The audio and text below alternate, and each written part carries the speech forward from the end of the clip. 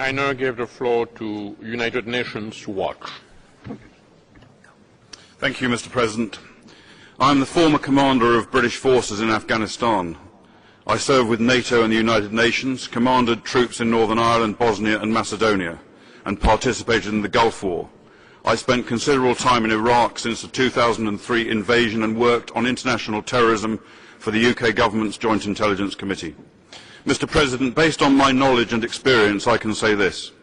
During Operation Cast Lead, the Israeli Defence Forces did more to safeguard the rights of civilians in a combat zone than any other army in the history of warfare.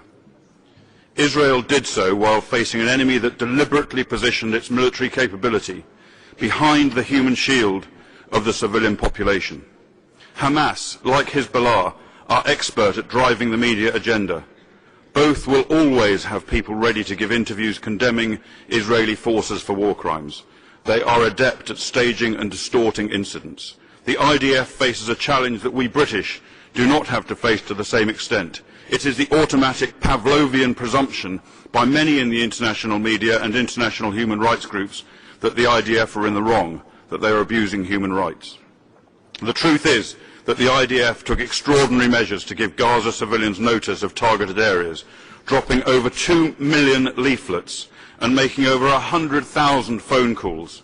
Many missions that could have taken out Hamas military capability were aborted to prevent civilian casualties. During the conflict, the IDF allowed huge amounts of humanitarian aid into Gaza. To deliver aid virtually into your enemy's hands is, to the military tactician, normally quite unthinkable. But the IDF took on those risks. Despite all of this, of course innocent civilian lives were lost. War is chaos and full of mistakes. There have been mistakes by the British, American and other forces in Afghanistan and in Iraq, many of which can be put down to human error. But mistakes are not war crimes. More than anything, the civilian casualties were a consequence of Hamas's way of fighting. Hamas deliberately tried to sacrifice its own civilians. Mr. President, Israel had no choice, apart from defending its people, to stop Hamas from attacking them with.